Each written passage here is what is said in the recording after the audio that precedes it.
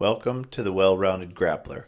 I am your host, Coach Stanley. These episodes are dedicated to all my wrestlers, past, present, and future, as well as anyone that has helped me along the way.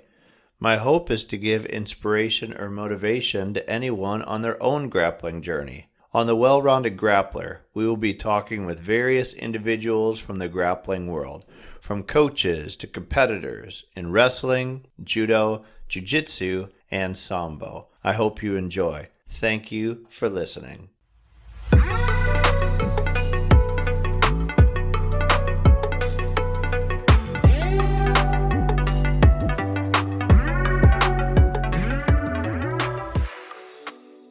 Welcome to episode 3 of the Well-Rounded Grappler. On this episode, I welcomed Rob Tate, current head coach at Queen's University of Charlotte. Rob is a North Carolina native hailing from the powerhouse East Gaston High School in the late 2000s. During his high school career, Rob was a two-time All-American at Junior Nationals. He was also a state placer his sophomore year, state champion his junior year, and finalist his senior year. After high school, he wrestled Division I at Gardner-Webb. While at Gardner, he was an NCAA tournament qualifier, East Regional Champion, and two-time finalist. Rob and I had a great time during this interview. We had a lot of laughs, and I hope you enjoy it too. The great thing about this interview is we touched on various subjects that will be for the beginning wrestler, someone that wants to get to the next level, get better at wrestling, and for anybody that's thinking about wrestling in college. We really appreciate the time that Rob gave. And without further ado, here is Rob Tate. Hey, Rob. Thank you so much for setting aside some time to talk with me today. Yeah, no problem. Okay, so Rob Tate, current head coach at Queen's, just moving into Division I, and we're going to get into that later on in the interview. But go ahead and introduce yourself, Rob. Tell us a little bit about yourself, where you came from, maybe how the journey of wrestling got started for you. Name is Rob Tate. I am from a little town called Lowell, North Carolina, which I most of the time just say I'm from Gastonia. And if nobody knows where that's from, I always just say I'm from Charlotte. Kind of from the area, unique, I guess. Not a lot of people can really say they coach wrestling, that close to home at the college level. And especially not at the Division I level either. Unique enough, I think John Mark Bentley can. I think because he's from Avery County, which is not far north of Boone. So, but that's interesting enough too. But I mean, that's the thing about North Carolina. I guess I didn't have a lot of club stuff growing up, not around Gaston County or anything like that I knew about until I was, like 13 years old, and I started doing some club wrestling with the Sparrows and the Rogers and the McKinneys and the Griggs over there on the east side of Gaston County there. And I guess how I got, just by chance or whatever, growing up, I went to church with the Rogers and the Sparrows. So that's how I kind of got involved with that group. But I started wrestling in middle school. I started wrestling, in 7th grade at Holbrook Middle School. I wrestled that season, and then our high school coach, Kane Beard, who was at the time at Ashbrook, came down to both the middle schools, and we had our dual match and was talking about the junior high state championships. Which is a pretty big tournament down here in North Carolina for NCUSA. It's been going on obviously since I was competing, and they still have it these days, and it's really popular. But I mean, we went to it back then. He told us about that. So that's kind of how I first found out about off-season wrestling. I got cut from the baseball team that spring, so I was like, well, okay, I'm freestyling grab, right? Yeah. And to be honest enough, I mean, baseball is fun to watch. Like, we share an office with our baseball staff, and they're fun to be around. Different paces, obviously. But it is what it is. I couldn't say that I didn't. I played baseball kind of because I feel like my dad wanted me to, and I mean, I liked baseball, but I played because some of my friends did, and it was popular. But did wrestling, got cut from that, and then started. So I was able to do off-season wrestling and realized that you could do this stuff year-round. I was like, holy crap, I want to do this. And so just like there, in 8th grade, that's just what I started trying to do year-round until I was a senior. And maybe that's just my personality, right? I found the sport, loved it, and kind of dove into it. That was right there before the internet was getting too big. I didn't really get a cell phone until my senior year, so I was reading old Wrestling USA magazines that I got from my coaches office that he saved up from over the years and stuff like that, and I remember recording Sarah Koenig, who actually runs the Super 32. She recorded Cale Sanderson's documentary for me on a VHS tape, and I don't know, you remember the documentary, The Season, right? The Iowa documentary, the two-part to it? Okay, well, I had it on this. That's how old we are, right? I had it on VHS tape, and I wore that sucker out. Like, it started to really fade there for a while. I watched that thing on repeat, like, all the time. I loved wrestling. I loved being good at something.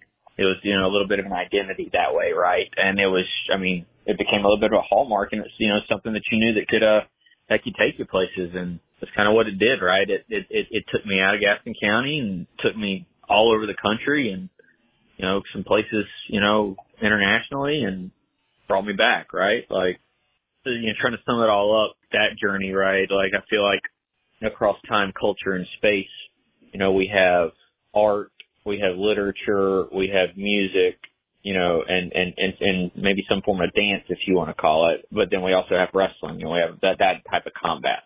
And across time, culture, and space, everybody understands it, without words.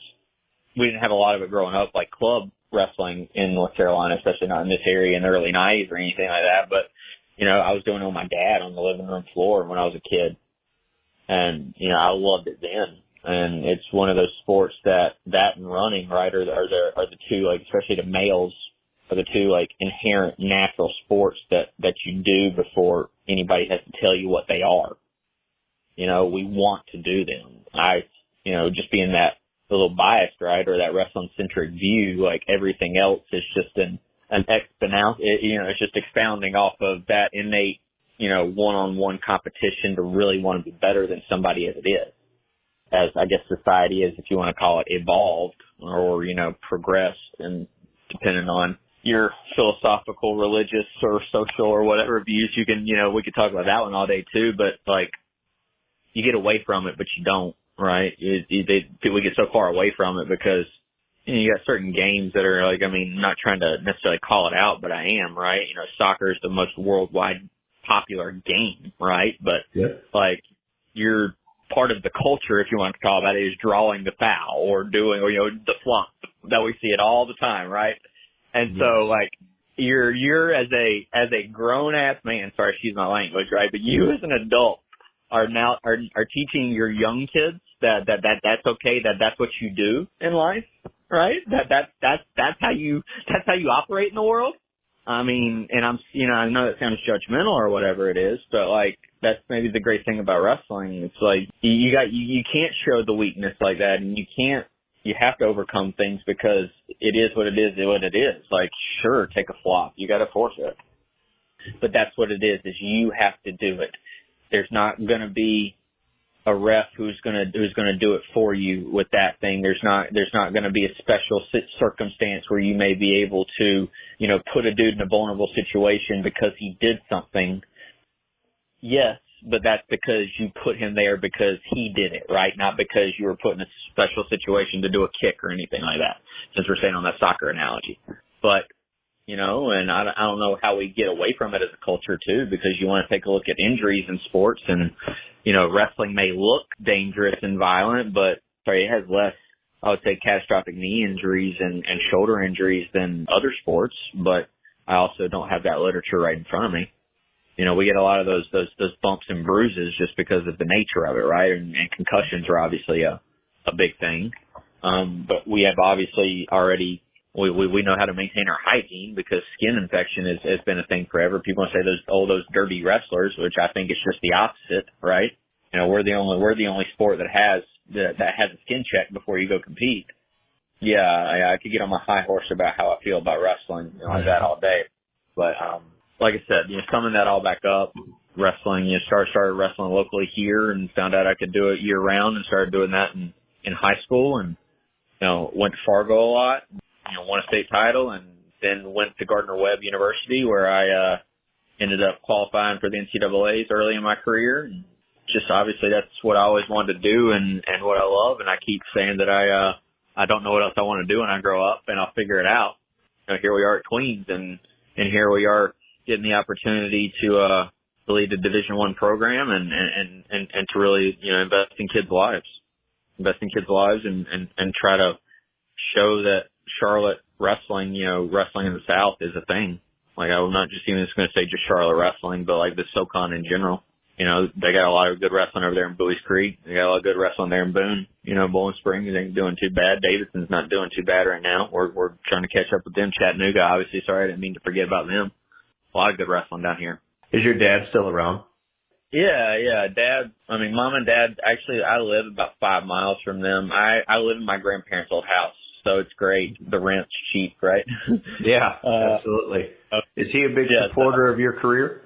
Yes, they have been. They've been a very good supporter, and it's, how do you say that without getting into the weeds of that relationship? Yeah, they have been. They've been very proud of me. They didn't necessarily get to watch me compete and get to go with me all those places that I went because they were, at home working and they were, doing things like that and having to take care of my brother and get the money together to support me to do that. But they were really supportive.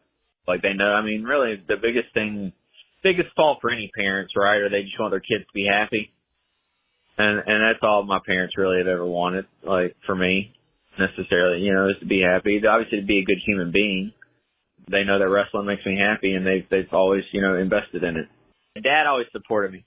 Mom, in 7th grade, didn't want me to do it because she was just worried about me getting, she was worried about me, this is where it kind of goes back to the baseball thing too. She was worried about me getting hurt, right? I was already in a baseball academy that we did lessons and stuff year round. I started that, in middle school, right? But I was like in 7th grade, I was like, I want to go out for wrestling. I went out for wrestling and football in middle school as soon as we could go out for sports because I was always a small kid and I wanted to prove to everybody how tough I was, right? And those were the 2 toughest sports we had. But I was smart enough to know that football wasn't going to be a thing for me long term. So I stuck with wrestling. And in 7th grade, like I said, I was doing that academy, and Mom was like, no, you don't need to go up for wrestling because we're paying a lot of money for this. But Dad, I guess I found out years later, Dad was pretty adamant about that I could do both and that I would be able to do both and it'd be fine. And so he's the one who said, no, you could go ahead and do it. So I did it. And here we are.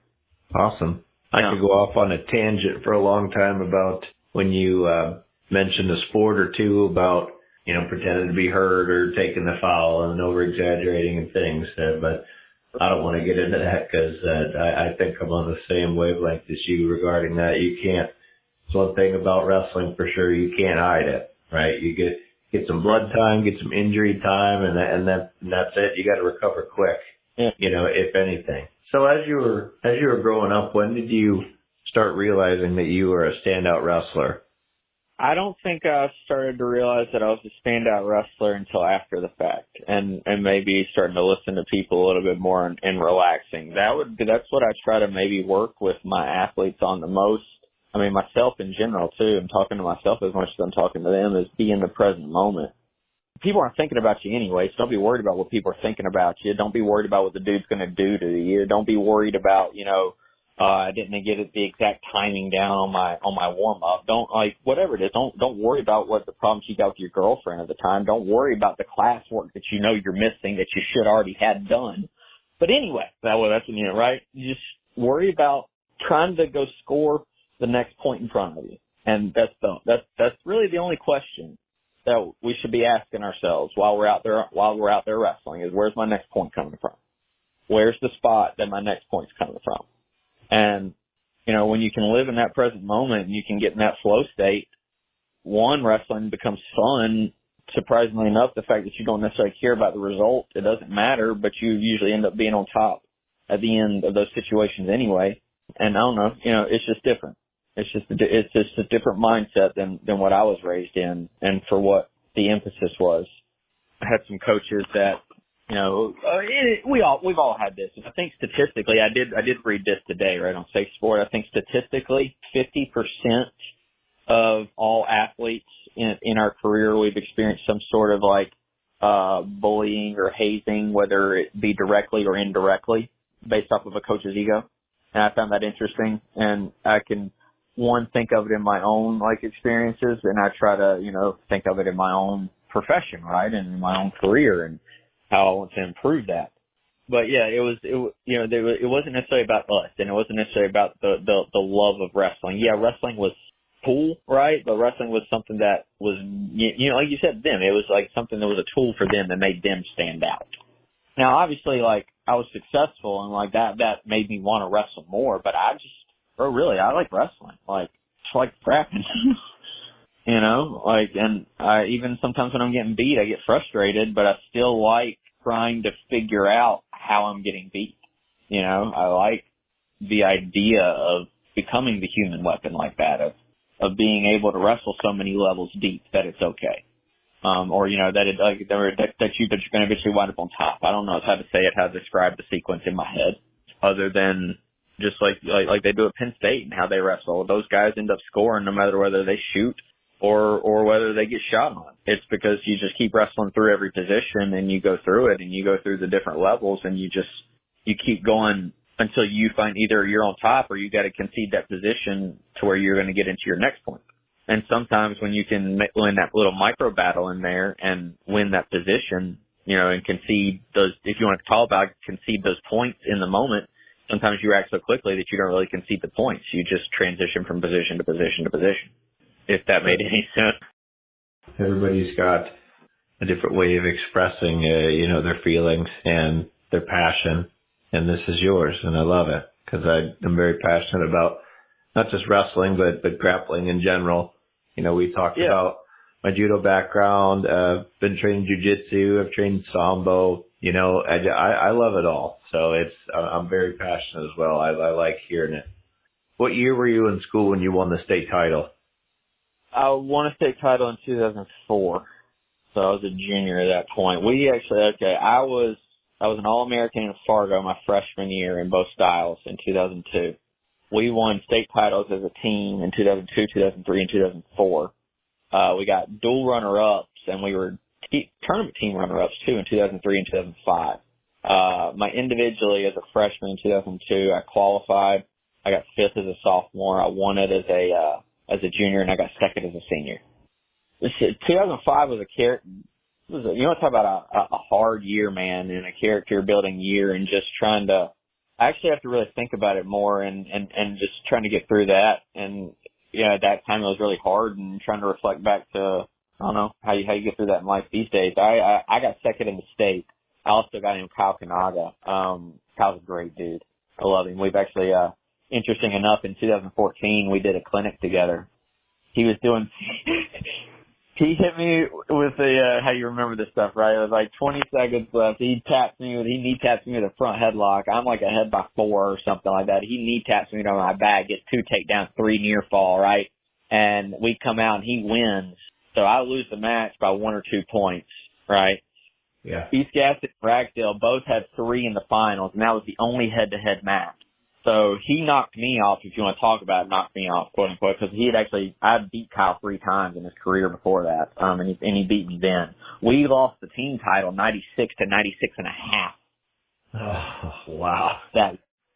So, and I lost to Adam Clayton in the dual. I was in the dual match, in the dual team finals, 2 weeks before. Let's just go ahead and, break this up chronologically, right? We're in the dual team finals against Orange High School, which Bobby Schreiner was the head coach there, who's going to be in the Hall of Fame. He's actually the chaplain and does a lot of work with the FCA now at Carolina, where he graduated from. But Adam Clayton bumped up to 125. Now, granted, Adam won the state title that year at 119, but he bumped up to 125 to wrestle me in the last match of the dual meet, and we were, I think, ahead by 2 at that point.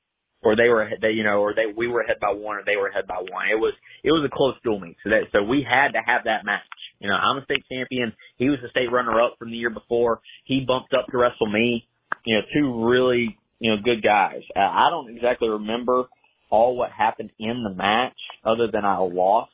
And I remember getting a lock and hands call for some reason. It was weird off of a takedown right away. It might have been. And I kind of lost it. I don't know, man. Like I said, I can't even remember the match anymore. But I do remember the outcome of the match. Right? I lost the match. We lost the dual meet. They won the team title. We got second. And 2 weeks later, I get in the state finals and I lose to Kanaga. Right? So I get second there, and we get second again. So in a matter of 3 weeks, I lost 3 state titles, you know, in what you want to talk about, like that dual team title, my individual title, and our individual tournament title by a total of like 4.5 points. Wow. Yeah, that's good. And that screwed with me for a while. And I think about it sometimes, just how close things are. But you got to think about it on the other side. I try to think about it on the other side, too, of like I was in that position. How many people get to say they were ever in that position? Okay, it goes back to the philosophy. I'm starting to get a little bit emotional about it, but like, you know, be the man in the arena. It's not the critics who count. Be that man whose face is marred with blood, sweat, tears, and dirt, and don't be among the cold and timid souls who know neither victory nor defeat. You know, I stole that from Roosevelt. That's Roosevelt's speech, you know. He was a wrestler. Yeah, he was, right? But it's like that's the thing about it with my guys and how I'm trying to recoach it now and all that. It's about the release of the performance and going out there to perform because you love trying to perform and you love what you're doing and you love trying to be the best at it. And you love just trying to win for win's sake, but because we're just competitive. Junior year, you get in there, so you're coming back, you got a taste of it, been on the podium now, did some stuff in the off season. Walk us through kind of how that season went. And you could skip ahead to the championship match if you want. What did you feel when you got your hand raised? Interesting enough, if we want to talk about that year, 2003 and 2004 at East Gaston High School, 3A North Carolina Wrestling, we won a state title that year. I had a great year. I won 57-1 as a junior, and it was probably my best season, right? And I had a lot of really like dominant matches and actually won 2 OW awards that year as a wrestler. I think I've won like 4 total in my career, and 2 of them just haven't been that season. And one of them actually, sorry Dusty if he ever listens to this, I won one of them over top of my teammate Dusty McKinney, who was a 4-time state champion that year. We at East Gaston won 103 pounds. Jared Grigg was state champion that year. I won the state title at 112. Justin Sparrow, who would go on to be a 4-time state champion, I won it at 119. And Dusty McKinney won his 4th state title that year at 125 pounds. Jared Griggs won 2 state titles as well. He won a state title at 112 in 2005 as well.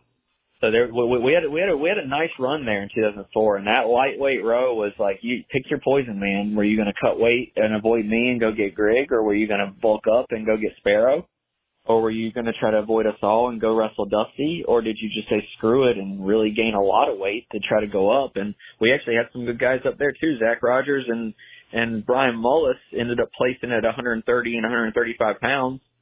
Like if you were a lighter kid, you know, in 2003 and 2004, Gaston County and even North Carolina, like, you know, we were scary. We didn't was on your team, right? Trip Rogers? He was, but he graduated in 2003. So so I was in there too. So Trip, we were on the same teams in 2002 and 2003 together. Okay. I've been blessed, man. Like I said, I've been on teams with a lot of state champions in high school. Like for North Carolina high school wrestling, I feel like I can put my career up there with a lot of people's, even though I didn't have a lot of like individual titles my own self and accolades like that. I feel like I can put my career up there with a lot of people's in terms of experience and who they got to wrestle around and who they got to wrestle with. Very, very lucky. And you were part of a great powerhouse program that had its run for however many years, you know, and it's awesome to be part of that. There's so many wrestlers. Well, you could probably say 99% of them, they'll never see a team title, you know. So yeah. It's like, and you were in the mix of it there and got on the podium as a team several times. That's an outstanding accomplishment. And yeah, you're right. I mean, there's where we go into the dichotomy of it again. And I mean, we get into this a lot with a lot of our wrestlers. Like, there's no reason for me to be walking around disgruntled in life and having too much of a chip on my shoulder because of the good things that we did and the good things that we did accomplish. I keep saying it all the time, and I think I've said it before. And we treat Anderson like he was the rule, like, you know, like he was what we were all supposed to do, and not, you know, as really the exception that he was and is, right? Mm-hmm. But it also because we're all so competitive, and we all want to be the best at what we do, right? Uh-huh. So who was the state championship match that you won? Who was that against? His name was Ty Roach from West Carteret High School. I've forgotten the score now that I'm thinking of it. But Ty is actually a professional surfer. Oh, wow. Yeah, he ended up wrestling he was a state champion the year before. So he kind of, interesting enough, Kyle got second his senior year. So there in North Carolina, in that little realm there was a period there and if I'm not mistaken, I could be wrong about this. I think Ty beat somebody who had won it their junior year and ended up getting, anyway, there was a run there, in 3A and a couple of those weight classes there that the dude who won it his junior year ended up getting second his senior year. And I was a part of that. Ty did it. I did it to Ty. Kyle did it to me. I forgot who did it to Kyle. But yeah, it was interesting, man. It was really interesting. But Ty was the state champion, and he ended up going and wrestling at NC State, and he's smart as crap too. I think he ended up, if I could be wrong, but he has I believe a doctorate in marine, biology. He's a pro surfer and a marine biologist at San Diego State, and has his own board line. And believe it or not, dude's got better hair than I do. Let's not gloat too much, Rob. Come on. You got some awesome hair. That's why I always try to bring a fan with me when I'm around you. That's what I'm saying, though. I'm not exaggerating. He has better hair than I do. Wow. Ty's hair is great. I need to reach out. I need to reach out to him again and see how he's doing. That's awesome. How'd it feel when you got your hand raised after that match? Oh man, it was. Yeah, I still think about it to this day, right? It's a 16-year-old kid, and it's one of those core memories that's seared into your brain. I remember getting up, and it wasn't, to tell you the truth, bro, I don't even remember getting my hand raised. I remember it were raised a little bit different, right? And it was what it is. I remember that was the first time I ever, could really let out any emotion after a big victory that I felt like I could, that I deserved to, right? It was the state finals. And I remember looking up and just throwing my hands up in the air and going and looking towards the stands where these Gaston people were sitting way up there and I remember seeing my dad just clapping as hard as he could, right? I don't remember my mom that I could see, but I remember seeing my dad, and it was his silhouette. He was a bigger dude back then, so you could see him. But yeah, I remember being able to do that. And I loved it. Yeah. I loved being able to just have that catharsis, that release. I try to keep going back to it now, I try to keep my boys under check. We don't try to gloat or anything like that, but they don't need to be scared to show any emotion, and they also don't need to pitch a fit either, but they don't need to be scared to be disappointed. They don't need to be scared to be happy because, as they said in the documentary, right, wrestling rides the ebb and flow of primal emotion. Take a kid and coach him up and watch him plow through the competition. That documentary you're talking about, that's the one with the Zaleski years where Mako is kind of on the run. Is that the one you're talking about? Yeah, I believe that was 2002. See, actually, interesting enough, Paul, my assistant, right, he was on that team. He was in that documentary.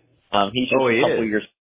Yeah. He's just a couple years older than I am. I was in high school when that documentary came out. I got to watch that again then. Yeah. Paul has a couple of cameos in there. But yeah, so I forgot what year it is. I'd have to go look it up. I think it might have been the 2002 season for them. It was the year that Mako got second to Rollins, so I think that might have been the year. And Eustis got second to Abbas. I believe they ended up getting fourth as a team. Like you said, Paul said everybody acted like it was a funeral. Well, that's a different kind of mindset there. It's a different. It's what we all it's been permeated at us all, right? The greatness had to touch us all. Gables, that the mindset didn't touch anybody, for how the run that they went through and all that. It's just interesting at how will it evolve and survive going forward, considering the new. And I don't mean to. And this is just off the top of my head thinking about this. What people talk about, the new military. And the military is having to change its tactics, how it approaches and recruits and trains kids, right? For this day and age that they're coming and recruiting and things like that.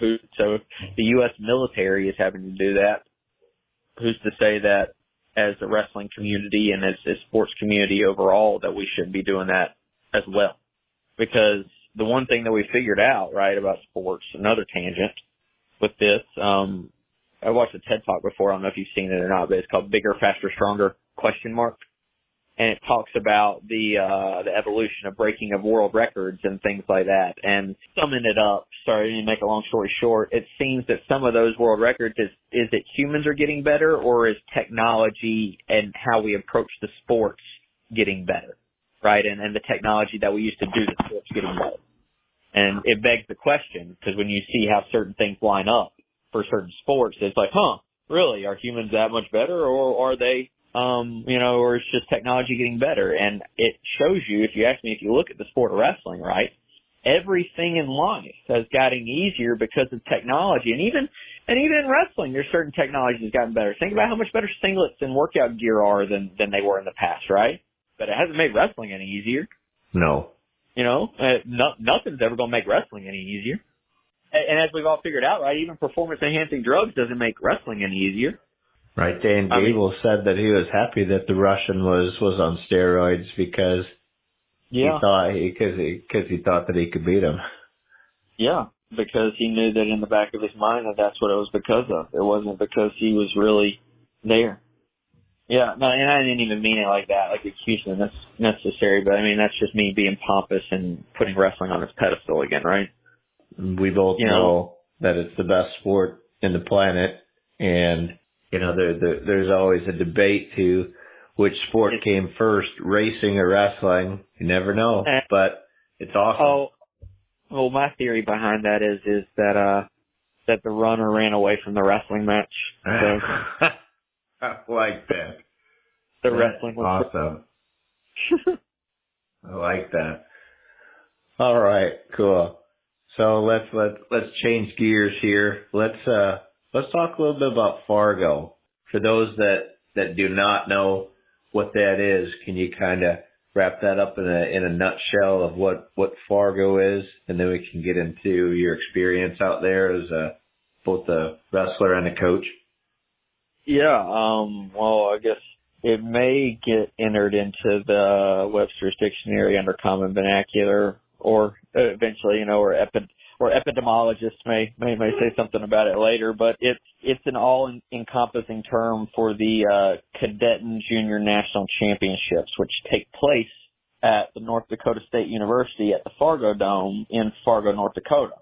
It's just been there for so long at this point. I think since 95 was the first year they had it. We've just all collectively, we call it Fargo at this point. It is the national championships every summer for the age groups, cadets and juniors. So I guess it's now technically U16 and juniors. That would be high school age kids for the Olympic styles, for freestyle and Greco. And it statistically, Jason Bryant, who does Mat Talk Online and does his podcast and stuff like that, and has been a wrestling journalist for years. Hopefully he'll be in the Hall of Fame one day. Anyway, he's got a good statistic on it of the number of national champions for the NCAA Division I tournament that come out of Fargo every year, and it's something undeniable. It's I believe like 80-something% of them, and I forgot what the statistic percentage is of the ones of the Olympians that came out of Fargo. Now I realize that doesn't always happen, and that there are exceptions, and I know that some of them are exceptionally currently competing. But for the most part, for most people that we are most people. We're not those people. It matters, and doing those type things matters in order to at least get the experience that you need to get to the next level, to get yourself in front of the people that you need to get to the next level, to get to show you the competition level that is going to be at the next level of wherever you're going, right? And there's just so much good to it. And there's anybody, I'll go toe-to-toe all day with their philosophy on why they don't want to do it, but anybody who wants to argue with me or anybody else does to the benefit of freestyle and Greco as to what it's going to do for your folk style wrestling, I'll go up against it all day, because I believe in folk style wrestling because it's so based off of the concept of the control, right? Are you in control or did you lose control? That our bad technique doesn't matter sometimes, and we can get away with stuff that in the Olympics are going to get you tagged. when kids aren't doing that at a young age and they can't take that, how it is. They can take it as a gift that they don't have to give up points in folk style wrestling. But if you can learn to finish really quickly on a single leg, because if you just sit out there out front, you got a dude who's going to turn you like a top in freestyle and you're going to give up 2 points every single time before you get to your finish. Well, that's on you. It doesn't, to me, it seems very beneficial to both your folk style and freestyle to get around the corner and finish quickly. And you don't really learn that as I guess you could say, the repercussions unless you deal with it in a freestyle match, because those repercussions are higher. As much as practice is, that's what it is. Practice is for practice, and it's for developing our techniques, and it's for going through situations. But we don't learn the lessons of what we have to improve on unless we go through competition. And ultimately, that's what competition is for. How we try to frame it, right, is not about winning, losing. It's about figuring out what we do well and what we got to get better at. Yeah, we want to win the ultimate competition at the end of the year. That's why we peak. And, that's why we do things like that, right? But, it should be an inherent, and it is, it's a given that you want to win. That's okay. Okay, good. Or that you want to win, you're nervous, that you want to win, that you don't want to lose. That's okay. All right. We know that. That means you care. So let's start to frame it in the right place on top of those nerves of going out and figuring out what we do good and what we got to get better at. So we can figure out so we can take the column of what we need to get better at and move it into what we're improving on or good at by the time those end of season competitions are around, the ones that do matter, right? And we can be successful when we need to. The U.S. has, we've always had people in the Olympics for wrestling, world championships, things like that. But it seems lately that the kids that really want to get to the next level are doing a lot more freestyle and Greco because it is a lot more available than it once was, with all these regional training centers and all these clubs popping up and everybody focusing on freestyle and Greco in the off season instead of folk style. It's showing internationally that, we're starting to improve. I was talking with Michael, who coached that U17 team, and that was the first time in history that the U17 team had won the world championship as a team. The most points that I think that had ever been scored in that. And I think he had 4 world champion, 3 or 4. I know he wasn't the head coach, but right. He's telling me about it. It's really neat. I forget who said it. Maybe Kyle Dake. They asked him if he's a multiple sport athlete. He's like, yeah, I'm a 3-sport athlete: folk style, freestyle, and Greco. So I've seen that on a shirt before. Would you consider Fargo the most difficult freestyle and Greco tournament in the United States? For the high school age group, yes, of course. Obviously, as you get older, that becomes, U20s and U23s in the U.S. Open and things like that. So yes, how many times have you been out there? And how did it go as both a coach and a wrestler? I've lost count, man, honestly, of how many times I've been out there. Because I haven't been out there every year consecutively for the past 21 years, but I've been out there more times than not. And I was in there, I went there three times as a competitor, and then I believe 3 or 4 times as an official, and I guess now, 3 or 4 times as a coach in there. So I guess that's, 11, 12, I don't know.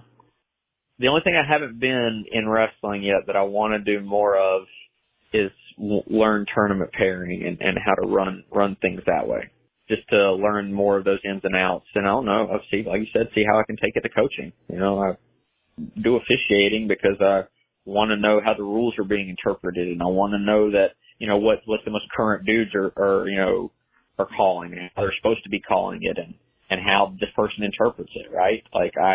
And trying to have those relationships with them, and also working as an official, it shows you that they're human, right? And that their interpretation, oh, okay, all right, you can somewhat see it, and you can understand it when you're on the same level as them, right? And you try not to be confrontational. So I feel like it makes you a better coach. So now, how do I do that with tournament pairing and all that stuff to figure out how things are flowing a little bit better, so we can get our guys better warming up? Or I don't know, I'm just throwing something to the wall there to see if it sticks. But there's we tend to get tunnel vision into our one roles, especially as coaches and competitors, right? Competitors just competing, or then you get into coaching, you're just coaching, and that's all you worry about, and it becomes an adversarial role, whether you want to admit it or not. And especially as coaches, and I'm saying this to myself sometimes as well, all four parts there have to be in place in order for there to be wrestling as we know it, right? There has to be competitors, there has to be coaches, there has to be officials, and there has to be people running the tournament. If you want to talk about a fifth branch, maybe, so the people who run the tournament don't have to do it, there's your marketing and your journalism. You'll call it right, just a blanket journalism. So there's 5 prongs of an umbrella, or or 5 legs of a table, if you want to talk about it, that have to, or 5 holes of a tent, of a circus tent, basically, right? That wrestling is have to be in place in order for that circus to run. The only thing that I don't necessarily care about learning more about in the wrestling world is spectating. So how big is Fargo as far as how many mats are out there, and how many states are represented there, and all that? It all depends on the year, really, obviously, right? I believe the average is like 24 mats. I believe this year they had 27, though. The average is 42 states, or it's actually more than that, sorry. I think most of them are like 45 states. Yeah, I think competitors, like, depending on the year, like 1,600 to 2,200 for the entire tournament, across both all 3 or 4 age divisions is what it is. It's tough, man. It's tough. It's just as tough as anybody would say Virginia Beach is, or just as tough as any other national tournament you could go to. Was it your toughest tournament as a competitor? Yeah, it was. And I would say, but even with it being the more tournament, the more important tournament as a competitor, you want to talk about your marketability ever going up. Well, like everybody likes to talk about, we like to always talk about it, right? But if you ever want to be about it too, you got to do it, right? You ever want to go big time wrestling, you got to get yourself in front of where the big time people are at. And I've been up to Virginia Beach twice. Not just a great tournament, right? But I don't see as many of those Big 10 and Big 12 schools out there recruiting Virginia Beach as I do at junior schools and cadet duels and U20s and U17s and all of that, and in Fargo. Like, that's where I see all of those guys. That's where I see the Penn State staff occasionally. That's where I see John Smith hanging out, right? That's where I see Ryan Morningstar doing his recruiting. That's where I see all my friends. I'd like to call them my friends, right? But friends, colleagues, competitors, whatever you call them, that I'm going to be competing against in Division I. Why aren't you going to them?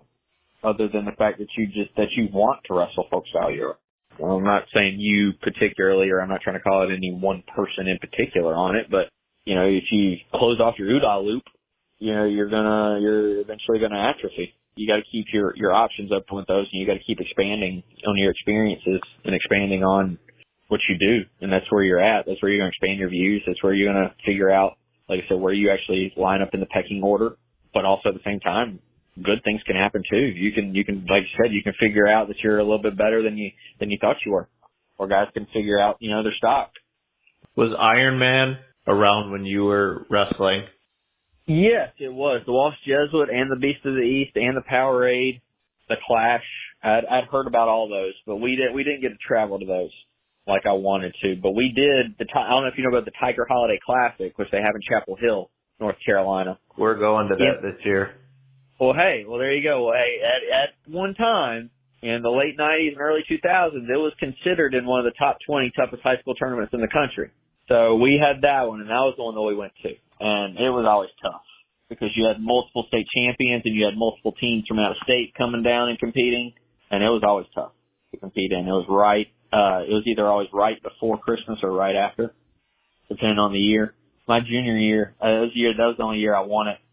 But it was a tough, I don't know how they did it back then, but it was what it was. Just for how Christmas break worked out, we had the Miller Mott tournament, which was still pretty tough back then. We had that on Friday, Saturday, then there was a break on Sunday, and because I guess how Christmas was lining up, right, the Tiger was on Monday and Tuesday. So we made weight 4 times in 5 days. Oh, wow. It was not fun. It was not a fun year. And considering for how, the rules are what they are, and they started saying, Sunday was your day off. So we had that as a travel day, so that way you didn't have practice. So, you know, you had to do it. And I mean, it is what it is, but like, that's a lot of responsibility for a 16-year-old, and good for us being able to do it back then. So like, you know, there's a lot of responsibility when you can't have practice to go make weight on your own. But that's also, if you can do that, when coaches in college find out that you can do that, that ups your stock a lot, because if there's one thing that nobody wants to have to sit over top of, and we get it, you know, it's a tough part, but nobody wants to have to micromanage somebody on their weight because they can't stay disciplined with their diet and things like that. Right.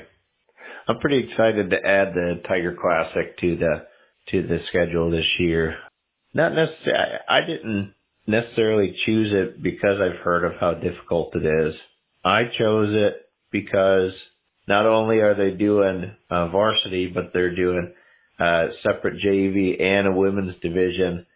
So I can take the whole team up there, and it's a 2-day tournament, and we're going to do an overnight trip. So I think that's going to be cool because, you know, some of the money from the camp that we did a couple of weeks ago, that's going to pay for the lodging. So that was one of the main things that I wanted to do. Decide to not go back to Holy Angels.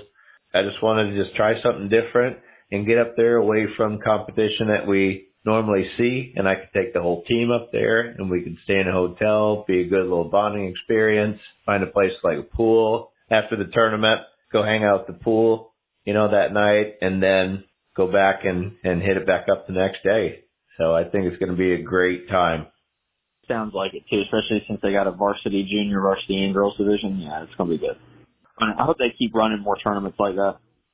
We're going to, we were at the Husky last year up at Huff, and we're going again this year, and they added JV this year because previously we went to Parkwood on Friday, which was JV, so I'd send some of the kids there. And then the kids that didn't go to the JV went to the varsity with me up at the Husky that Saturday. But they added JV, so now I'm taking the whole team up there. That was a pretty tough tournament, to be honest. I mean, like, right off the bat, seeing some of the state placers and whatnot at that tournament, like, it was tougher than I expected it to be. I think it'll be a good test, especially early on. You can kind of see how people are looking, you know, at least in this area. You know, that's a good place to start as the Husky. I really like that tournament. It ran really well too. That does a good job. Yeah. You mentioned the OODA loop, and it's a pretty neat concept that I've heard on and off, but it sounds like more and more that it's something that really emphasize and take to heart. So what is that, and how do you apply it to both wrestling and your life into coaching? The OODA loop. OODA is an acronym for Observe, Orient, Decide, and Act. And it is both a decision-making process and I guess you could say, a learning process that we all go through and we do naturally, or, you know, presume that we do naturally, you know, based on our everyday thinking, right? And what we do to get ourselves through the everyday world, right? We observe situations around us. We orientate ourselves around the situations. We decide what we're going to do in it, and then we act, and then the loop feeds back on itself, right? And each time. And phase that you spend most of your time in would be in the orienting phase. And we can get into that one in a second, but just the history of it, it was a concept that was come up by Colonel John Boyd, who's retired from the U.S. Air Force. I would say the reason why, and it is probably the truth, the reason why it isn't as widely known as some other things in, like, you know, 7 Habits of Highly Successful People or even Sun Tzu's work and things like that, is because the military being what it is, right, is such an oral concept and it's such an oral tradition that a lot of his concepts and stuff were given in briefings, and he didn't write a lot of things down himself in terms of, like, bringing it all together. He just gave a lot of debriefings with his slides and different things, you know, at the Pentagon. And what we have is what his biographers and people have collected from over the years, and what people that dealt with him know. So it's just becoming more and more popular, and I think it will become more popular because, you know, Boyd really was I don't know too much about his own personal history. I mean, he was a dynamic human from what I hear, like the rest of us, but he came up with the aerial combat theory that a lot of Air Forces still use today. And his energy maneuverability theory was the formulation for the basis of both F-15, the F-16, and the A-10 bombers. So he's brilliant man in terms of, those types of tactics and dogfighting tactics and how he was successful as a pilot his own self. But I think the OODA loop and his process there was even better than that. And he based the principles of the OODA loop. There are three. I wish I had my notes in front of me for this. But so if I get them wrong with this one, but there are three principles that you're basing it off of, and one of them is Heisenberg's uncertainty principle. And what that states is, and you can know this in decision-making processes, and it helps us, right? Uncertainty principle states that the more honed in you are trying to get on trying to measure one aspect, I guess you could say the less specific you can get about other, so certain measures are mutually exclusive. Does that make sense? Yeah. You can't precisely measure the speed of an object and measure its location. You can measure its speed or you can get its location. You can't really do either or, right? So when you know that, in life, and when you're focusing in on one decision or one process, right, one thing, that certain other things are going to get a little fuzzy, and that's okay because it happens, right? So you want to switch your focuses, but when you know that principle, you know that when you know that things aren't necessarily going to take care of themselves, right? When you focus in on trying to become the best wrestler possible, that you may lose some friends or something because because you're not going to those types of social functions because you're going to wrestling tournaments. Right. Got through that one there, but then here you start. You have Gödel's Heisenberg's uncertainty principle, and then Gödel's incompleteness theorem would be the second one. And the incompleteness theorem states that the more complex a individual organism or a more complex, say, an individual system, the only time that system will work on itself. Does that make sense? Mm-hmm. Maybe it doesn't. I mean, here's how I try to clarify it up. Think of a swinging motion, right? You take your hands from the right, put both hands on the right side of your body, and then you drive with your legs up through the floor, right, and in through your hips, and you have that kinetic linking, and you swing your hands to the other side of your body, and you just basically, and you can do that back and forth, right? You have a swinging motion. I'm swinging my hands back and forth. Well, now I can take my hands and put them together, and I can grab a wooden bat that we have made into the shape, the cylindrical shape that it is, and I can start taking an overhand hack at that, right? And I can start taking a baseball swing, and that baseball swing is really specific, and it does really well for the sport of baseball. But if I decided to do it one-handed, and I don't have a bat in my hand, and I decided to put a racket in my hand, right, I'm still doing the same type of swinging motion, but no, now I'm doing a tennis forehand. Boom. And that's going to matter because I can't hit it as hard as I do with a baseball bat because the parameters are a lot different, right?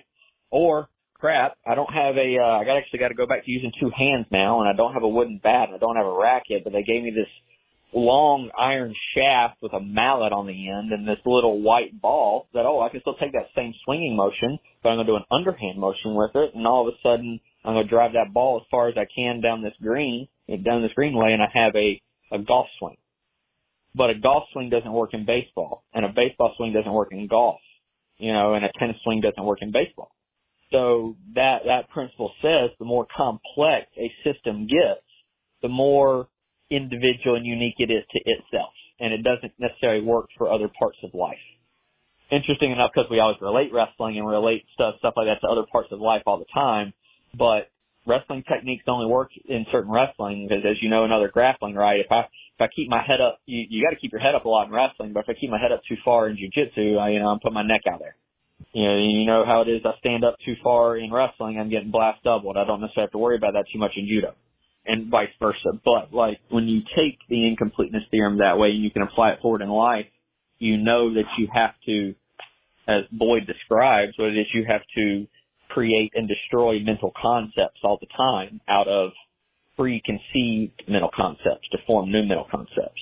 Sorry, I didn't mean to go on that tangent for it, but the third one would be what is the orienting phase is the second law of what is the second law of thermodynamics, and it basically applies to a closed loop system, which as simply as I've been able to distill it and ascertain it, meaning that the longer that a system stays closed, that has heat added to it, the more likely that is to dissipate and atrophy into a chaos state. Does that make sense?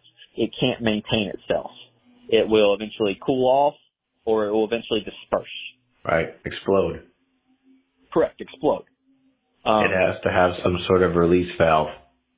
So, and meaning that too, you also have to have some sort of fresh input as well to keep that going, which is why you have to have fresh information coming in, which is why flow is so important, which is why, like, it's interesting how these tools, what I feel like can be tools, these social media tools, we have so much of this at our fingertips now, but we don't utilize it like we should.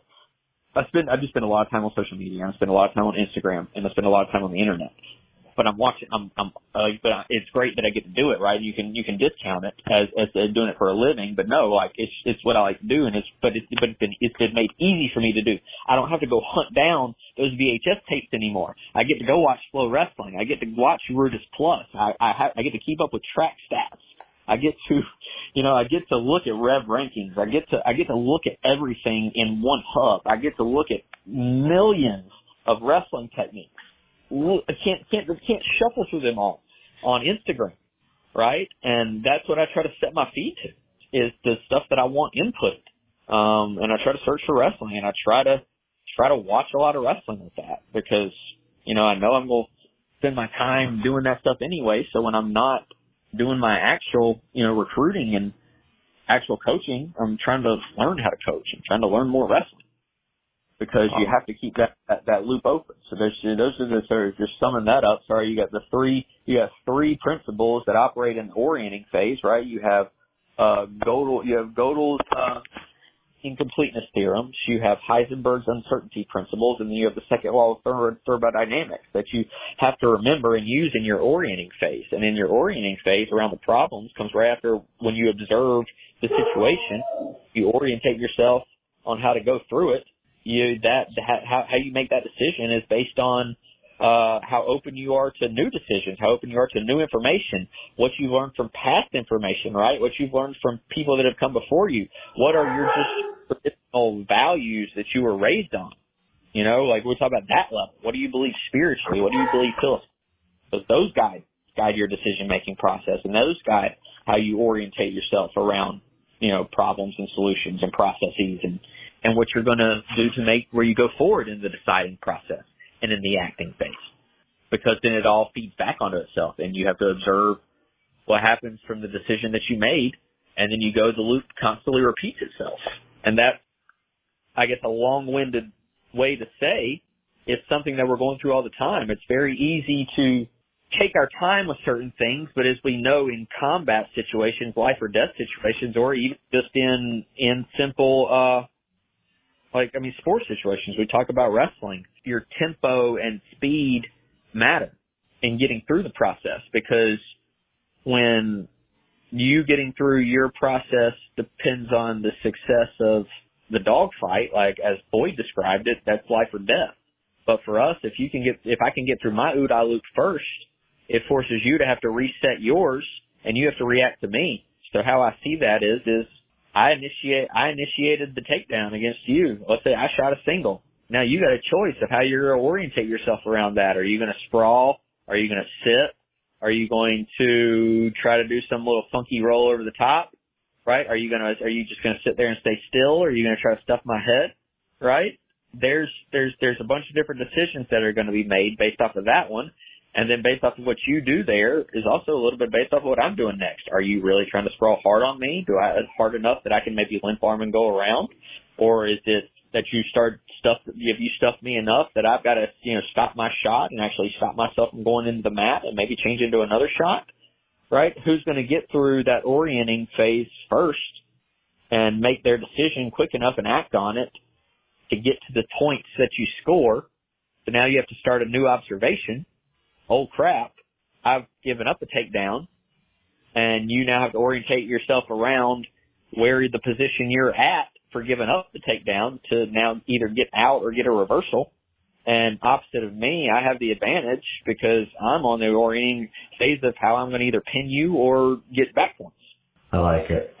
Not only does I would say more important than your speed, accuracy matters. Speed will come, but accuracy is paramount. Man, timing beats speed a lot of the time. In life, what sort of philosophy you're going to try to follow, what sort of moral values you're going to try to follow, what principles you're going to try to follow. And that's just one that you've chosen, that you're very passionate about. And it's based on a lot of research and theories and time. So one thing that I constantly come back to a lot is wrestling. And I spend a lot of time thinking about wrestling. Oh, me too. Me too, man. I completely understand and agree. It's something that's just different. Grappling in general. Whenever you get the bug for it, it has you, and it sticks with you forever. I played baseball and ran track, and then unfortunately played basketball for a couple of years when I was younger. The first time that I grabbed that gi and I was able to throw the person down onto the mat, I was hooked. And then no other sport has affected me like that since. Just being able to grab a human being, try to apply your dominance over them, and try to control them, without hurting them. It's something else. Plus the humbling aspect that you learn. I got beat up for years and years. And, you got to take your lumps. You got to take your lumps, especially if you want to be successful at any sort of grappling art. So as we move through time here, we talked about growing up. Didn't talk about your college experience a lot as a competitor. But I do want to move into, how does Division I head wrestling coach Rob Tate sound to you? Just like it sounds, right? It's a very nice title that does carry a lot of weight and a lot of responsibility, and I'm very honored to have it, no doubt. But at the same time, that's not what's going to make us successful, and that's not alone what's going to put kids in my program and going to get kids believing in me and what I can do as a coach. It does. It sounds great, but it's not about me. Yeah, it is. I'm like anybody else, right? I have a little bit of an ego. I have a little bit of an attitude, but that's the great thing about the role that I'm in now that I like, that if it's ever going to be about me, it has to be completely about them, because that's the only way it's ever going to be about me, is if it's about them. I get to help young men through a spot in my life, for me, that was very hard. And hopefully, to know in one individual or one scenario's credit or anything like that. Anybody can relate. 18 to 22 is hard for anybody, but much less anybody trying to get through a wrestling career at that point, right? Mm-hmm. And trying to, I guess you could say, live a somewhat, as kids like to, and as we all like to, quote unquote, a normal life. You want to have relationships and friendships and the things that make all those titles and having all those things that we talk about worth it, right? Having people there to support you and having people there to celebrate with you, that I maybe neglected growing up. There's some of us, even in the wrestling world, that we neglected necessarily. I mean, some of them, you have to, because they're not good for you. Especially for how you define the term celebrate. For them, we're just humans, we're social creatures, and they need some connectedness with people, and they need some connectedness with each other. Because if there's one thing that wrestling can do, especially when you are getting in a point where you may be sucking a little bit of weight, or let's say that you're injured and you're not in a spot, you mentally can put you out on an island, that it makes you feel like you're the only one there, when that ain't the truth, when basically everybody's there and on the team. That's my big thing there with them. and why I like coaching at this level. How did you end up at Queens? How did this role kind of come about for you? They started the program, and I showed up on their doorstep and didn't leave. They started the program in, I believe, like 2017, right around there, like March or April. They announced, and the previous head coach, as a lot of people knew him. He's kind of a well-known guy, and at the time, Queens was like 5 minutes from where I lived, and I just was in between jobs at that point and found out they were starting. So I was like, I was just going to go see him, and I just kind of volunteered until, like I said, I had a little bit of money saved up for a couple of months work that I could do for that. And then I started kind of working a side gig again in the night industry of doing some security work like I'd done, basically all of my 20s. And, tried to make ends meet there to have a little bit of money come in, but I was volunteering there for a while. And then that coach left midway through the season, and I got elevated to the interim head position. And then they hired me, I believe, in April after that, after, a couple of rounds of interviews with some other people and just trying to figure out that entire process. They gave me the job. I've been trying to do my best with it ever since. Everybody's always trying to get better, right? But there's a lot of things that we've done well. We got a high return rate with our guys for the most part. Our guys come back. At the end of their career, they're pretty happy. Like, even if they didn't get what they wanted athletically, their experience is pretty good so far. We've put an All-American on the podium, and this is our 6th year overall as a program, and now we're getting ready to go into Division I competition. And then previously, Queens has been a Division II school. First, tell people what the difference between a Division II and a Division I program is. So, how's that transition been for you guys? Because this will be the first season coming up that you're going to be wrestling as a Division I program. Yeah, it's interesting, man. When we we're the only ones that make that distinction when I say that, like Americans, and even more in the wrestling world for some reason. But wrestling's it's going to be tougher going up to Division I than it was at Division II, but it's just as tough and it's just as deep at Division II in a lot of spots, even though those guys aren't as well known, and those programs, like I said, don't get on TV as much. Like, those wrestlers are really good. People who treat Division II as a lesser than opportunity are the ones that go in and get run out pretty quickly. We had 4 years there. We had 5 years, trying was for 5 years. We didn't win conference. We didn't win regionals. We finally, we sent 3 this year out of our region, out of the super region for Super Region 2 for the Southeast down here, and in the NCAA there were 4 ranked teams, and there was a national champion that came. There were, I believe, 3 of the 8 All-Americans came out of 141 came out of our region. One of them was the national champion, and there was the national. I believe the Super Region 2 won the national title at 141 in 2020 and 2021, and it's put All-Americans in almost every weight class. It's no slouch either, and our conference wasn't a slouch.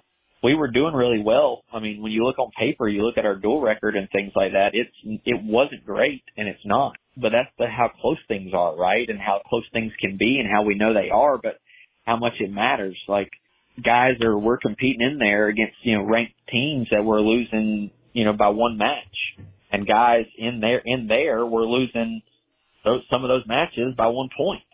So, and they could have well went the other way depending on some other scenarios. So it's just really how deep it gets sometimes, and it's really just how important, if you want to talk about, trying to just get good at wrestling and the best you can and be the best wrestler you can. The biggest thing for me, and I could just be, this is just one man's opinion, right? I would say the biggest thing that separates Division I and Division II is the fact that Division I has the Power 5 conferences and Division II doesn't. Granted, there's a lot of, I'm not saying that, that we're going to compete and beat App State right away or Campbell or any of those guys like I was talking about. But my guys are going to have to train just as hard and just to, the standard doesn't change. You got to train just as much to beat guys at Division II as you do at Division I. You know, we have the same hour structure, right? We have 8 hours in the preseason, and we got 20 hours a week in season, and we're going to be doing the same stuff that we do that we've always done. Video review, we warm up, we spar, we go live, we do technique review, we get water, we cool down, and and we lift weights, and we do conditioning workouts. It's just what we do as wrestlers and do as athletes, right? Maybe if you want to talk about easy to say on the other side, right? But because I was one of those people, I could have been a little bit because of people that I had in my head or people that were in my ear with it. That most people who are in your ear with it like that are the ones who don't know what they're talking about. I'd say kids need to have more gratitude. It doesn't matter if it's JUCO, NAIA, Division 2, 3, or 1. Like an opportunity to do something at the next level is an opportunity to do something at the next level, and it deserves that reverence. I know that one thing about the differences in the divisions that most people have a misconception of is they think of it like high school sports, that it depends on the size of the school, but it really doesn't. It depends on how much money that the school would like to put into the scholarship availabilities for the kids. How many scholarships did Queens have last year, and is that going to increase this year now that you're moving into Division I? We would like to try to get an increase in allotment, but that's going to come from school helping out. It's going to come from us doing what we're supposed to as fundraising. That's going to come from our guys starting to perform and prove that they deserve it. What's the population, or how many students go to Queens roughly? Queens will actually end up being I believe the smallest Division I school. Or one of the smallest, I think roughly like 1,500 kids. Yeah, that's Sun Valley, actually. We were told today that we're going to be up to 1,500 kids. We were 1,400 last year, roughly, and the principal told us today that we had 100 new kids coming into the district, so we're at 1,500. But I think maybe if you do a duel with us, you guys will probably win. Possibly. Yeah. Possibly. It's because I don't have a school district. It could be exhibition. How about that? It'd be it's just fun for your guys and just absolutely just like a punishment for mine, but that's okay. So what's the future of the program? You've already started to make history being the first coach to get an All-American and somebody up there at the tournament. And so what do you see for the future of the program? Like we were trying to become, super region and conference champs in Division II. We're going to do the same thing in Division I, where if we're let into the SoCon, we're going to eventually be trying to win the SoCon. That's going to be tough. Like if we go be beating teams like Campbell and App State and UT Chattanooga, we're going to have to already eventually be in the top 25 in the country at that point, because they've all been ranked pretty dang high at certain points, and it's tough wrestling. So it's trying to win the SoCon is going to be just as hard as trying to win nationals. Could be a debatable statement depending on the conference you're coming from, but I take it back to what I've said before with other stuff. It doesn't matter if it's JUCO, NAIA, 2, 3, 1, or for what. But most of our guys, what I'd like to think is they're just trying to become the best in the world, and it doesn't matter. Those guys, it doesn't matter then at that point. If you're trying to become the best in the world at something, or theoretically become the best in the world at something, you got to beat everybody. Were you able to break the news to your guys about moving to Division I? Did you guys meet as a group and you told them it was happening? Yeah. We had to talk about that, and we've had several talks and just a lot more individual talks than we have collectively. But they come back at this point in a week, so we get to really, I'm happy to see them again. I'm happy to get face to face with everybody, and I know it's going to be exciting. The new year starting off, we got a nice camping trip planned for the first weekend that we're all going on together. It all boils down to everything that you're trying to do in life, or everything that you're trying to do for the season, or just even for the next month, or even the next week, right? It all depends on what you're doing that day. And that's where I'm at with it all, of how I've tried to navigate this process because, I mean, I appreciate the attention. I do, and I appreciate the interviews I've been on. It's been a whirlwind of a journey so far, and hopefully it keeps being that. But it all boils back to what am I doing with the day in front of me to move the program forward and to move myself forward. So you get a high school kid that comes to you, freshman, sophomore, we could talk about early, right? Hey, coach, Right.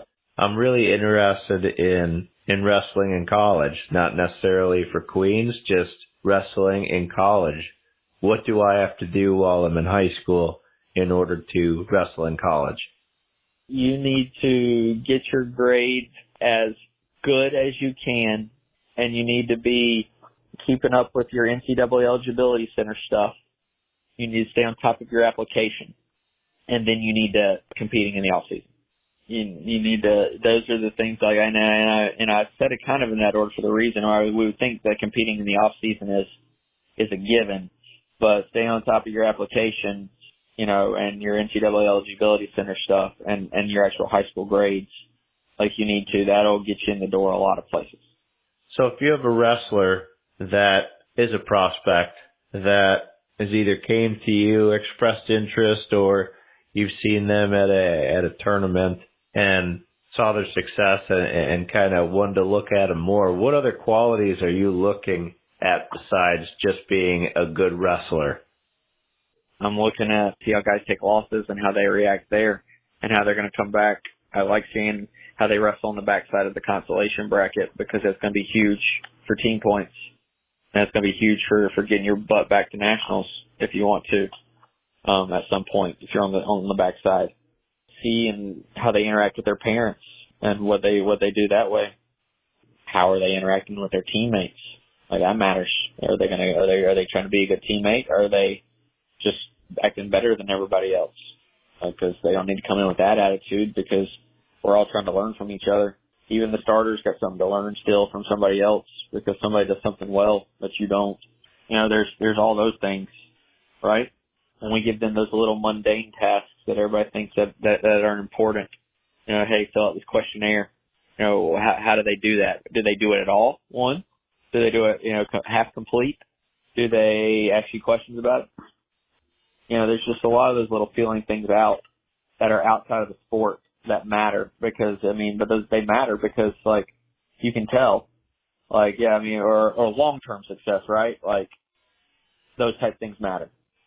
And how you're going to actually develop as a person and how you're going to develop as a wrestler. You might get by on some talent alone, but you ain't going to get very far being a crappy human. Yeah, and I don't mean to go on to a tangent, but I've been coaching 15 years, I believe. This might be year 15. And I've been teaching for almost as long.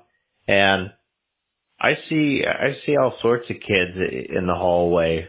And I talk with athletes all the time.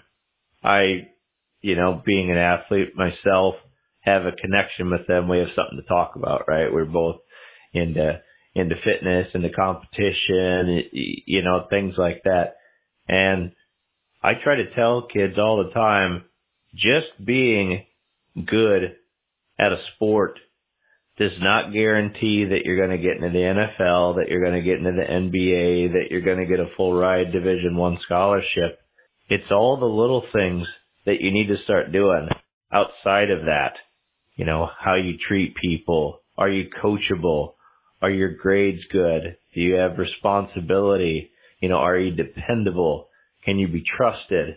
All these things come into effect because I know if I was a college coach and I had the ability to give some people money to come wrestle for me, would I want to take these wild chances on, well, this kid's really good at wrestling, but I don't know if I can trust that he's going to do everything that he's supposed to do, right? And I give him a full ride scholarship and then he makes bad decisions and, it's almost like we, lost out on that money. Somebody that could come into the program, be successful, do the things that he's supposed to do, even though maybe his skill level isn't quite as good as the other kid.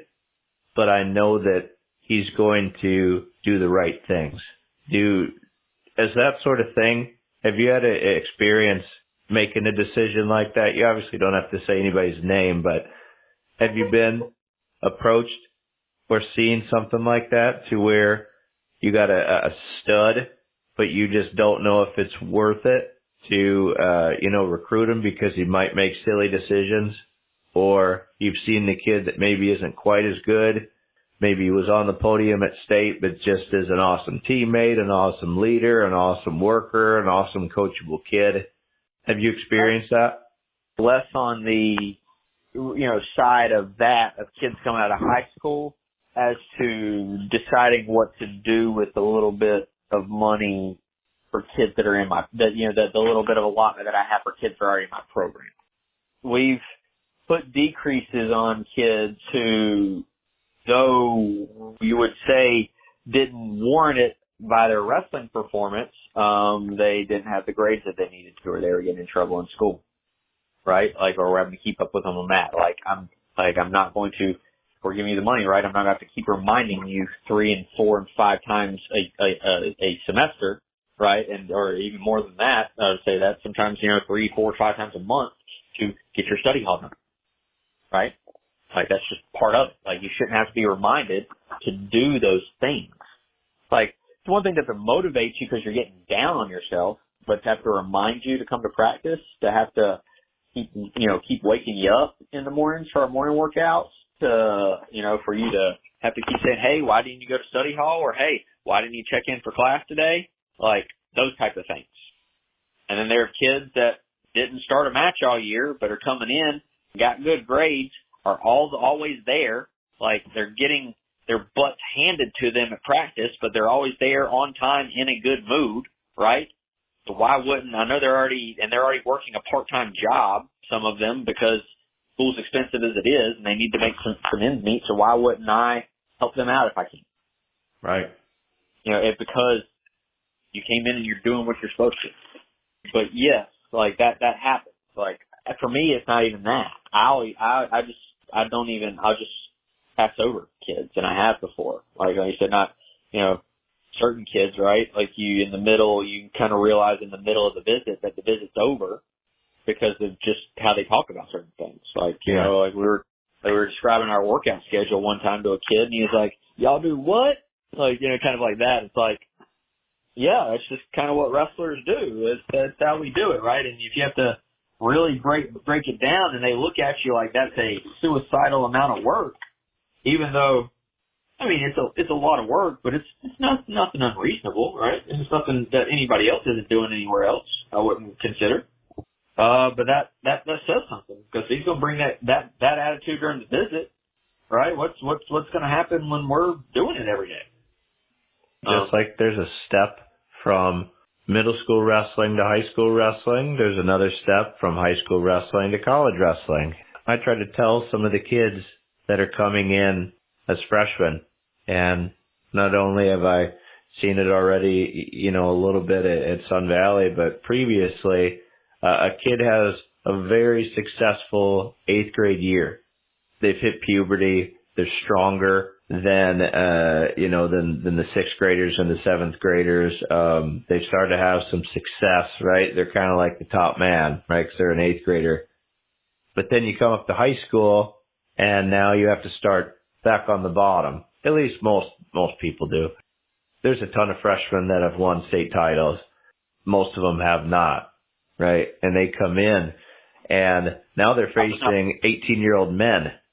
And it's totally different, right? They have to change what they're doing. They have to change their workouts. They have to change their techniques. They have to just adapt to change. So if you've expected, or if you've already experienced it going up to high school, why wouldn't you think it's going to be harder at the college level? It's it kind of just falls into place, and it makes sense to me. Everything. The grass is always greener on the other side, right? As they get older and they've become more successful with certain things, it's harder for them to change. You have a kid that's never wrestled before. We'll just say he is a freshman. Wants to try wrestling out for the first time, comes to Rob Tate. Hey, Coach, I was thinking about trying wrestling. Do you have any advice for me? Yeah, go have fun. Keep an open mind. Possibly be the greatest experience of your life. So go do it. Like, that's my advice. Like, go do it. Like, other than, yeah, you want to go wrestle, kid, go wrestle. And then try to get all your friends to go wrestle, too. In the past, you've coached at the high school level before, right? Yeah. I've actually, I coached at middle school, high school, and college. Okay. Well, let's just go back to that time. I'm sure in your years you've had a first year wrestler. Yeah. Yeah. So, okay, you get a kid in the room, right? You said, hey, he comes up to you, coach, I was thinking about wrestling. Okay, good. Come and wrestle. Bring your friends. Okay. Now he's in the heat. He's actually there. He's got his shoes. He's got his headgear. He's ready to try it. And he says, Coach, I think I want to try this. So now you got him in the room. What advice do you give to him now? What are you telling him now in order to, make him stay out? Be patient with it. And we're going to start teaching you stance, motion, and level change. It's going to get tough, but we're going to get better, And that's going to be hard for a kid. It doesn't matter what age it is. Maintaining your stance is hard. And so they're going to want to quit then. But it's like, no, you just keep doing it. It'll get better. Be patient. And you'll start learning. And then keep repping stuff out. Got to wrestle a lot. Go, that's the reason why we start with it. The reason why we start with stance, motion, level change. And then we'll go into shadow wrestling, and then we'll pick up a partner after that. Because you got to be able to go through your penetration steps and your sprawls without a partner before you can lift. Be patient, because a lot of people want to, and we do, and I get it, we want to start really complex really quickly with things. We want to start teaching double legs and high crotches and everything first. But, you can teach the basic penetration steps with all that stuff, but you gotta be patient with it. So many kids that, I guess I was moderately successful, but I wouldn't be what I would call, so successful that, that I thought that I knew I was going places. I don't know, I just kept getting better because I was obsessed with it, really, right? Because I kept coming back and kept wanting to get better and kept working at it. The objective of this, right, the reason that I'm doing these interviews is for the kids. And my hopes are that I am going to have a kid either this year or next year that has never wrestled before, and they're kind of on the fence about it, and they can listen to part of this interview and just find something in the interview to motivate them to come try it. Then I'm going to have someone that's come out to the team or come out for the team is starting to enjoy it, but he's kind of, not sure if he wants to stick it out, or, he's tried it for a couple days now and he's on the fence or whatnot. And again, this is an opportunity for him to listen to something like this and find some sort of motivation to keep coming back is the point of this. So I'm trying to, when I do these interviews, I'm trying to find different targets for these questions, right? The target for the middle schooler that is excited for high school, the target of a kid that's never wrestled before and he's thinking about it, the kid that's been wrestling and hasn't had any success yet, the kid that wants to win a state title. I'm trying to give different aspects of this because, you and I both know that the majority of kids that come out for wrestling in the beginning, especially if they don't start wrestling till high school, really don't know anything about the sport. They really don't know what to expect. They've never been to a match. Maybe they've watched a couple Olympic matches or something, watched Jordan Burroughs blast doubling somebody, and then that's all they know about wrestling. So, I want to try to give information out to just so many people, right? So that's why I talk about high level stuff. That's why I talk about very basic level things, right? Because I want this to go to a lot of different groups is my goal. Yeah, no, and hopefully I got something for a little bit of everybody. I try to, and I try to be helpful. I've also, it's not lost on me that, like I said, yeah, I did have a relatively successful career, and if there's one thing that I did, if there's something I can't relate to, it's not starting. Like right. I can relate to struggling in the lineup and struggling to get over those types of humps, but I can't relate to not having to make the starting lineup. Right. Yeah. But you were a beginner at one point. I was. You're right. And I was I was a beginner, but I guess I was lucky. Like I said, in 7th grade, I was the only person in my weight class. Uh-huh. So they threw me on my team. So I was the smallest kid. But I mean, also at the same time in middle school, sometimes they're all spread out enough, and they should have the weight spread out enough that it happens like that. We also, we didn't have anybody that was not on our team that was not starting. So. Mm-hmm. So, and again, I'm more thinking of it more as an aspect of maybe when you were a high school or middle school coach. I know college is different, but this question also could be for the college wrestler too. You have a kid, maybe he's been with you for a couple of years, started as a freshman, now he's maybe a junior, or maybe finishing a sophomore year, and he or she says, "Coach, I really want to get better at wrestling. I want to improve at wrestling. I haven't had a lot of success. What things do I need to start changing in order to have a better season from here on out?" It all goes back to, like I said, what are your habits? What are you consuming? I mean that, on the internet and with your life. What can I do to start having a better season? You keep dedicating stuff like that. Not only are you working at your regular practices, but then you're trying to get some extra work wherever you can. You're asking your coaches for it. You're using your Instagram and watching wrestling. You're staying at it like that, and then you're trying to go put in more on top of that, because that's what it takes.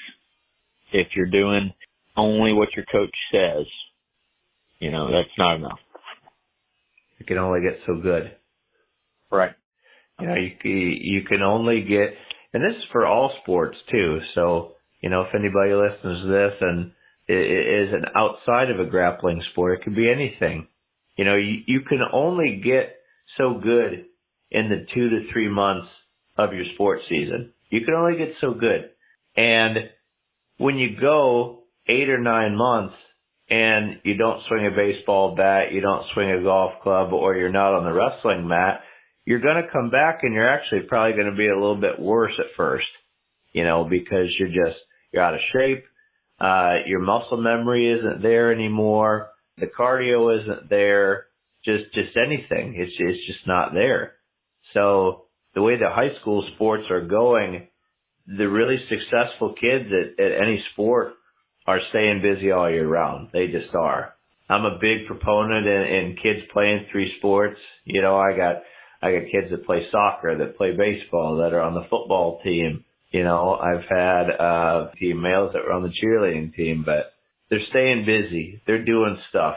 And the kids just don't get it, that if you want to get on to the next level, if you truly want to get better at this sport, you have to put in the time. You have to. It's the only way to do it. You got these powerhouses in any kind of sport.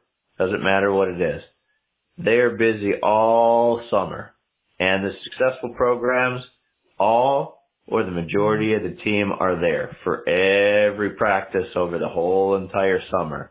And they're going to these camps and they're putting in the work, and they have personal trainers, or they go to the gym on their own, or they wake up and they go running in the morning, and they have 2 dishes of food in front of them.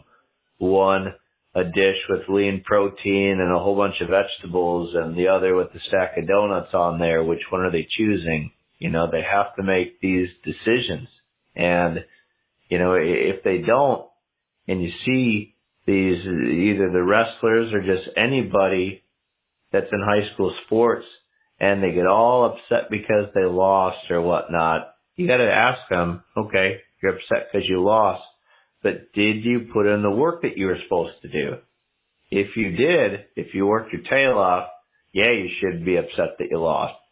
But if you've done the bare minimum and only did what the coach told you and haven't touched a weight or been on the wrestling mat or done anything for 9 months, the only person that you could be upset with is yourself, because you have not put yourself out there yet. So you don't have the right to be all upset about this because you haven't put the work in.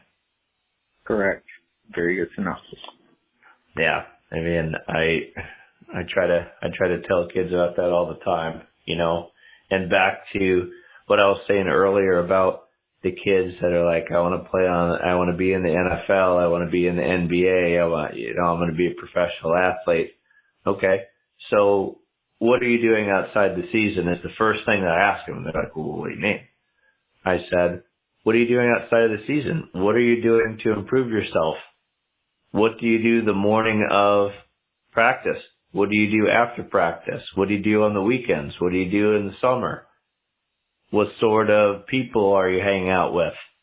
What decisions are you making? Are you a good leader? How many detentions have you had? I throw all this stuff out, and they're like, no, I just want to play in the NFL. I get that. But they aren't just going to recruit you if you haven't shown that you can be coachable, that you haven't put in the work to keep your grades up, that you haven't put in the work in the off season. They're going to see this stuff, and talent is only going to take you so far. But like you said, the qualities you're looking for as a coach in college, what sort of conversations are you having? How do you treat your parents?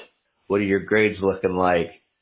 You've mentioned a couple times, and we talked about this before, that if you give them a college application, do they do it? Do they do it in a timely manner? Do they just blow it off? Do they ask questions about it? Just little things like that sells you on whether they're going to be someone that you want on your team or not. Right. I know you got to go. Any parting words or last words of advice or anything that you want to say to either me, my wrestlers, your wrestlers, or anybody else that's going to listen to this? No, other than keep moving forward and do the best you can with the day you got in front of you. Okay. Basically how I'm trying to live right now. Well, thanks a lot. I know you got to go. This ended up turning into 2 hours, which is awesome. All good. But I really appreciate your time, and I know you got to go. But thank you. If you just give me 30 more seconds here, I am just elated and humbled and honored that you have done for me. Coming in as a coach that's new to the state and that you don't know. And I came and, just shot on an email just randomly to see if you'd help me out. And the fact that you have helped me so much already, it means a lot to me, more than you probably know.